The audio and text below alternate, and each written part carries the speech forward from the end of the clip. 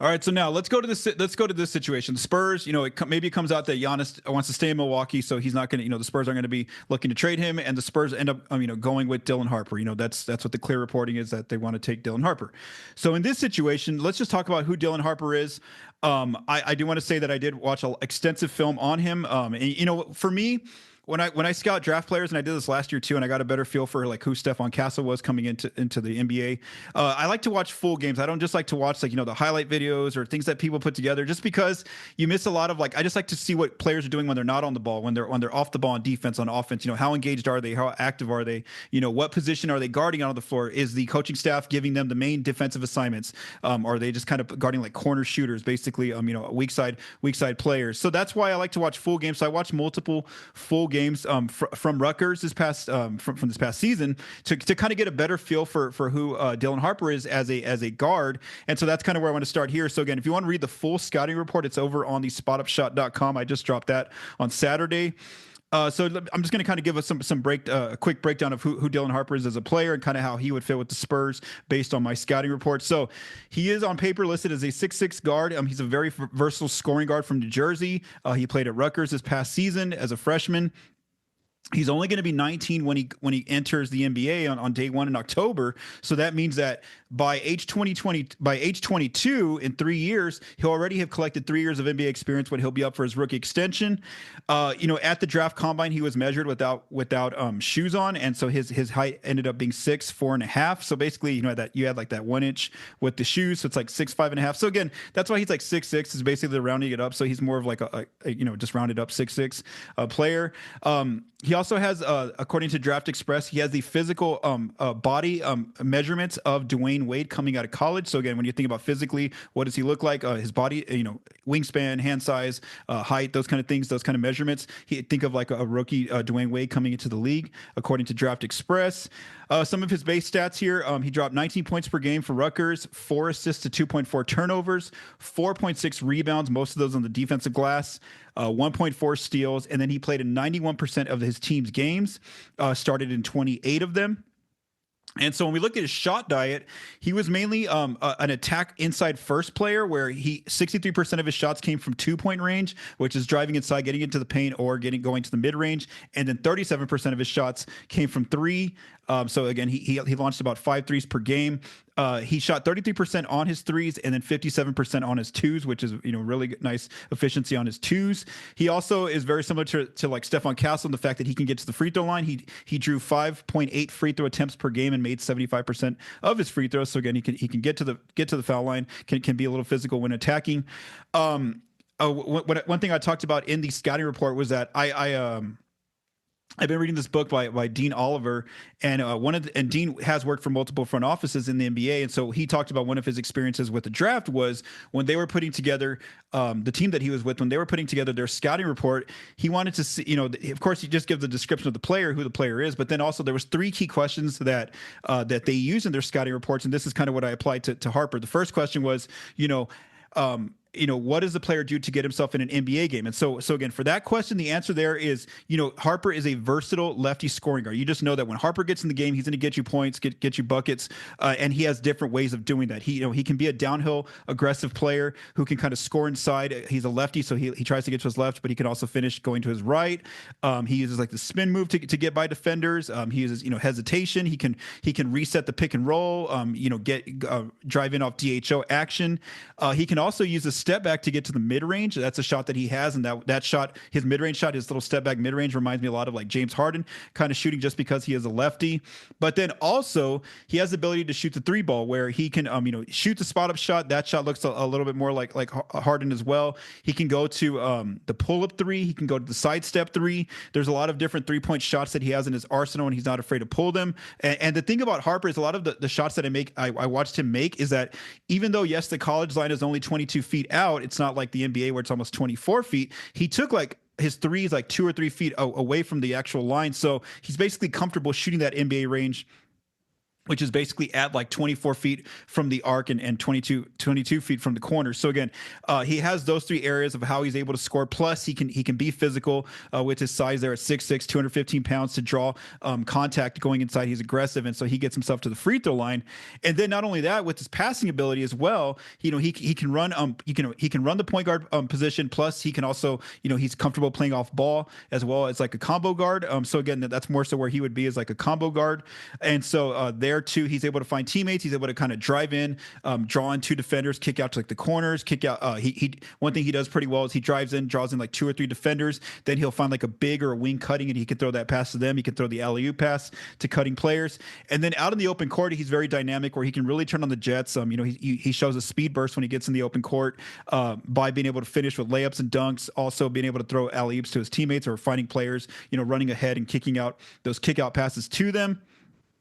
On defense, what I wrote about him was that, what he does to stay on the court is that he just has good size, again, where he can play, he can guard point guards, shooting guards. He can also switch onto some wings as well, in different defensive schemes. He also just stays with his assignment. He does a good job of again, from the tape that I watched, Rutgers didn't really have him as one of the point attack defenders guarding like the best offensive playmakers outside.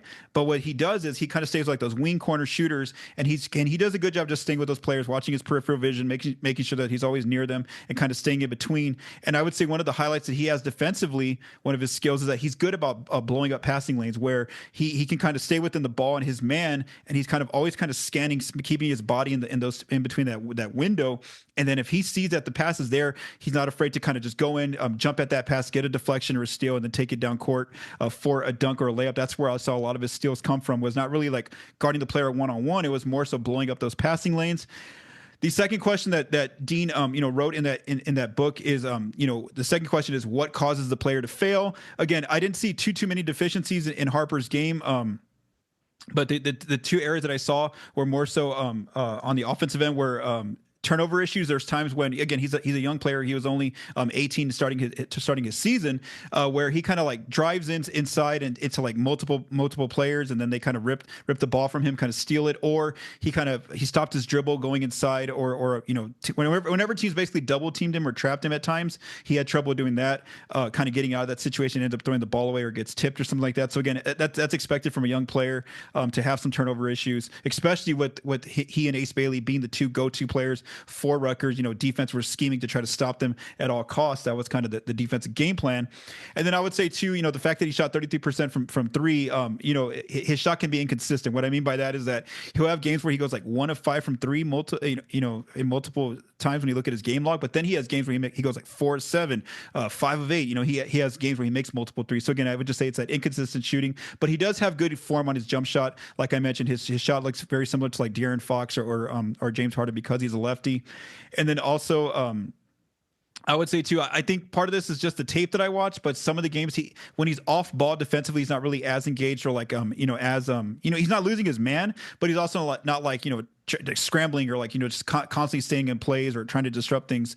That's kind of an issue that I watched as well. And then the third question that Dean asked in that book is, who are the comps for the player? Who does he play like is the question. So here's my comps. My comps were very much like De'Aaron Fox when he's pushing the ball up the floor, when he's able to, shoot that pull up three. I saw, and also his mid-range shot when he goes straight to the pull up. I saw a little bit of James Harden with him in the way he's able to, when he runs a pick and roll, and two defenders go up to trap him, he can split that trap and get inside and finish with layups or floaters. I also, like I said, I saw Harden a lot in his step back jumper. That shot, because he's a lefty, looks very much like James Harden. And then the last player I saw a lot of in his game was Cade Cunningham, and not necessarily about like how he shoots or drives or anything. It's more so his pace. He plays kind of at his own pace. He's not too much in a rush, kind of like, kind of feeling the game out very much like Cade, not afraid to reset something, not, if the defense is playing him a certain way. So that's where I saw more Cade Cunningham. Some other writers like Kevin O'Connor, Jonathan Wasserman in Draft Room, they see players like Darren Williams in his game, Drew Holiday, Cade Cunningham, Jalen Brunson, and Kobe White.